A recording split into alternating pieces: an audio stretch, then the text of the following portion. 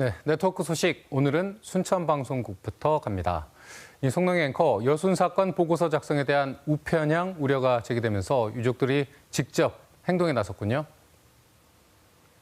네, 여수 순천 11구 사건 진상조사 내용을 담아낼 보고서 작성기획단의 편향성이 논란이 되며 지역사회 반발이 이어지고 있습니다. 여순 사건 유족들은 역사 왜곡 시도를 규정하고 비상대책기구를 만들어 적극적인 대응에 나서기로 했는데요. 유승용 기자의 보도입니다.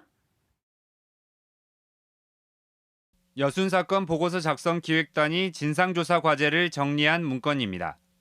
14연대의 봉기를 반란으로, 진압은 토벌로 바꿨고 공산주의 혁명 전략과 가담자 등의 용어가 등장합니다.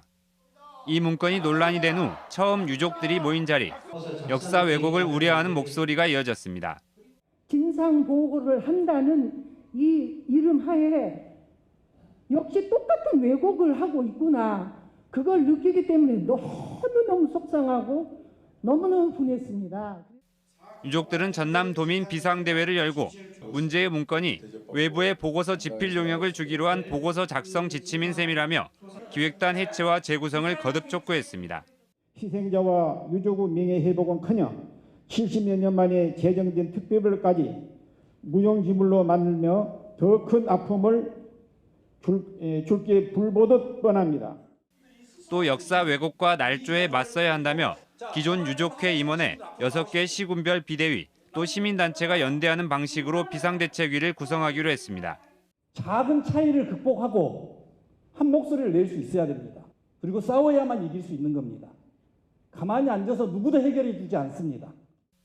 비대위가 국무총리가 위원장인 여순 사건 중앙위원회를 상대로 대규모 걸기 대회를 예고하는 등 편향적인 기획단 구성에 대한 지역사회 반발은 더 커질 것으로 보입니다. KBS 뉴스 유승용입니다.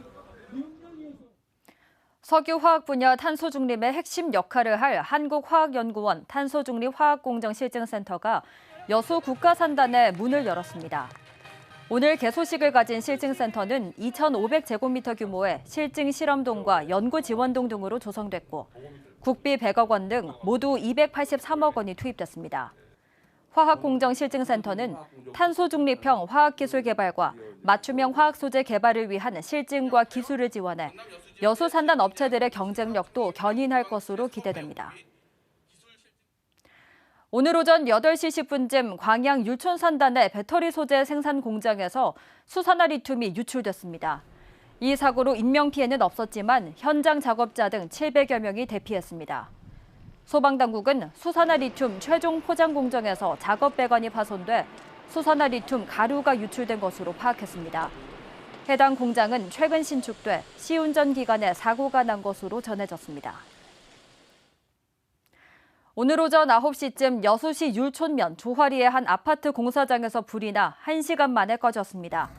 이 불로 인명피해는 없었지만 공사 중이던 건물이 대부분 탔고 불이 번지며 인근 상가 건물 2곳이 일부 피해를 입었습니다. 소방당국은 불이 난 아파트가 골조 공사를 마친 뒤 방치된 상태였고 1층에서 불이 시작된 점 등을 토대로 정확한 화재 원인을 조사하고 있습니다. 지금까지 순천에서 전해드렸습니다.